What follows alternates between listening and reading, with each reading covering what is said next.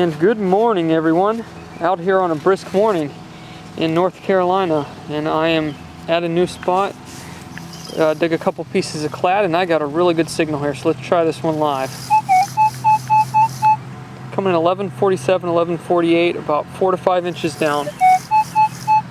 Grass is really high though.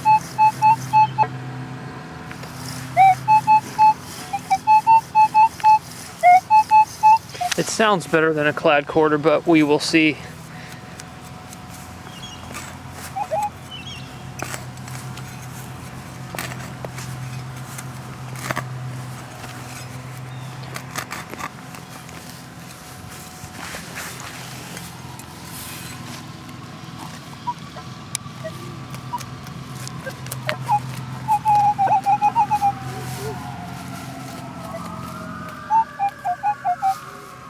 And it's a clad quarter on edge, that's why. It's almost completely vertical. Okay, we'll keep looking. Okay, this spot's showing a little bit of promise. About 4 inches down, I got a 1966 penny, and there's another signal at the same depth, a couple inches off of it, so it might be a spill from the 60s or early 70s, so that's a good sign. Doesn't seem like anybody has hunted this little spot before, but I don't expect there to be too much old stuff here if there is any. But we will persevere. Okay, about 3 inches down, I got a solid 1141, 42 signal. I thought it was going to be a wheat penny or a brass target. I knew it wasn't going to be a regular memorial. And pulled out what looks to be a fairly old button. It still has cloth on it. I believe that is IRTC. Because it's all caps letters, so I think the first letter would be an I. Shank's bent over, but it's got some cloth on it.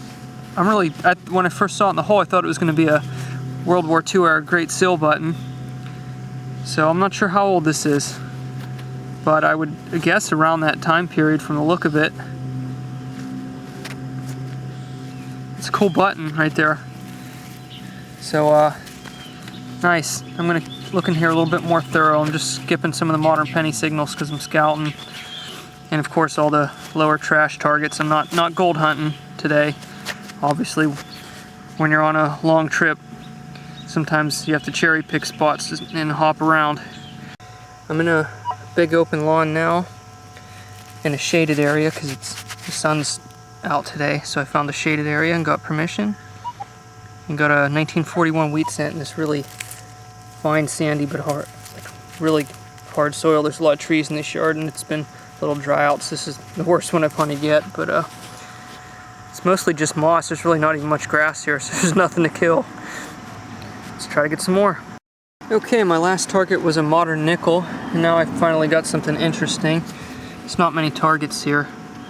It's an old button, and it's got an iron back on it, and it's really fragile. I noticed it was kind of coming apart as I was rubbing it, so I stopped.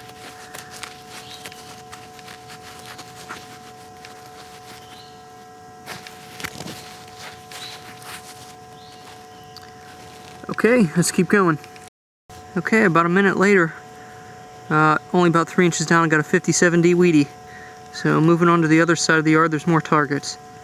So maybe we'll get a silver or something else cool.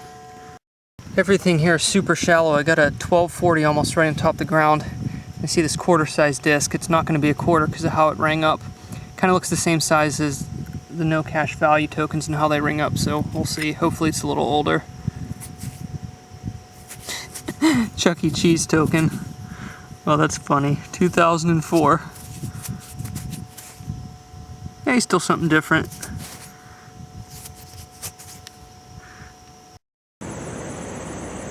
I'm now detecting around this huge house.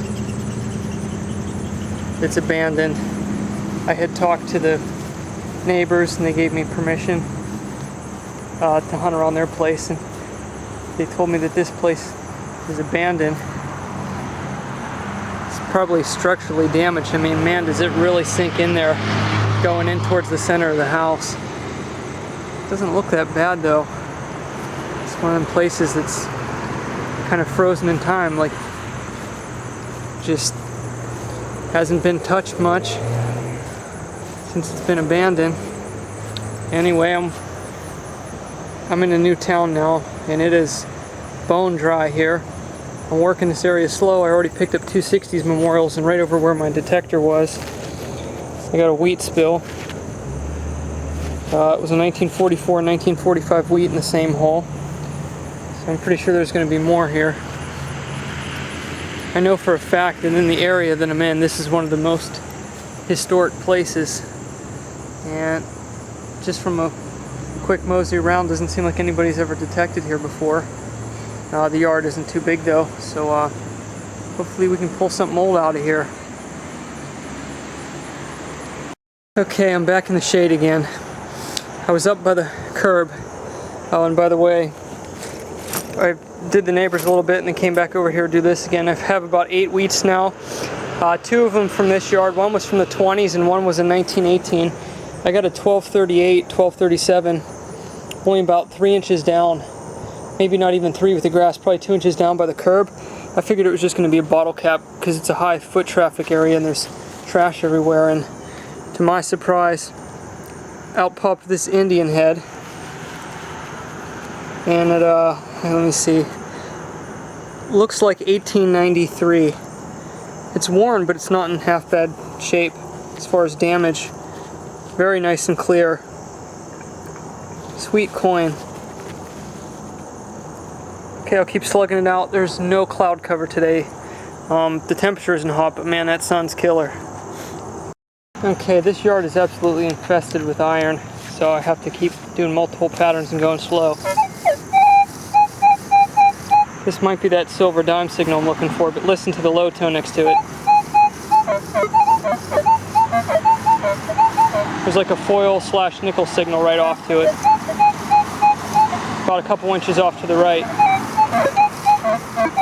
So I'm going to get that junk target out of the way and try to get the other one.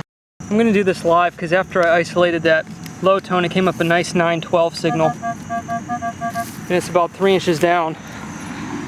So it could be an old nickel. This could be an old spill, like maybe like a, you know, like a Jefferson and a Rosie or a Buffalo and a Merc, something like that. So just in case, I'll just do it live.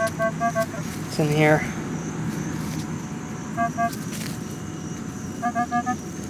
It says it's in here. It is a nickel.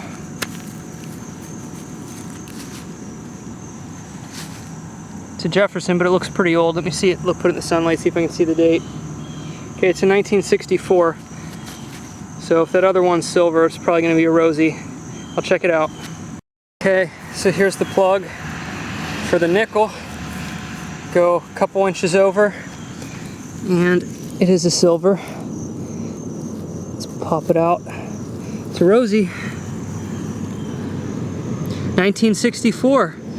So that's a pretty cool spill. 64 nickel and a 64 Rosie. That's awesome. Oh, I had to work for this silver today. A lot of driving, a lot of scouting, a lot of swinging, a lot of everything. And a lot of wheats this trip. But I got my silver today. Woohoo! Reporting from the shade. Anyhow, that's right about where I got that Rosie and nickel. And about a yard over from it, had a shallow 1238 signal, which I thought was going to be an old key. And I pulled up this old pendant that has flowers, and it looks like a little bit of enameling on it. And the back of it was sort of threaded through with this little piece of copper.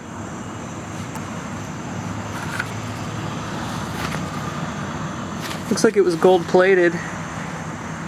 I don't think that's too old. I don't know, maybe 1960s or around in there. Just a guess. We'll go get back at it. Okay guys, check this out. I'm close to the front of the house. Yeah, the yard's kind of sloped up here. I'm not lying, I'm almost a foot deep. And down in there, I got a pocket watch. There's a thunky brass signal. I don't think it's silver, but it's a pocket watch. It's got the, there's the, it's I don't know if I broke it apart. I mean, I was down a foot already. I was just jamming the shovel in there. But there's all the gears. There's part of it there. That's the first piece I saw. And then here's the bezel, which I cracked up pretty good. It's just like pot metal anyway. Actually, it looks like it's copper. And, let's see if there's more in there.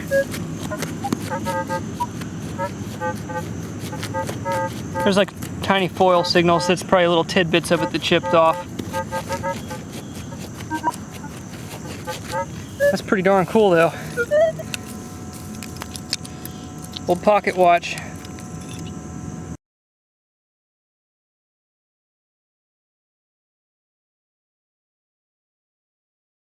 Okay, I am beat, and I want to hammer this place to death before I leave because this is a long way from home. I'm probably never going to be back here. So I told myself, starting over the front on the other side of the sidewalk, I went up and down, back and forth, who knows how many different times, and worked over a bunch of different areas, and I said, okay, one last pass. The sewer line runs diagonal, so I had to try to work the sides around it. So I said, okay, let's take that sewer line and run the same angle and go diagonal the whole way across the yard, the whole way over to here. So I did that, and I picked up 4 more wheats that were in between iron and junk and all that crap. And then I came back here, and I pulled a 60s memorial out there, and one back here. And I got a signal now.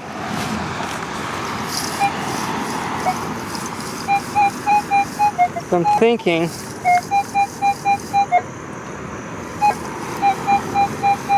it's really high pitched for in this dry ground. I think it might be like a 4-inch rosy silver dime. It's coming in higher than all the pennies have hit here. 1240 or 1145. You can see that on there. Can't really see too well with the cover I have on it.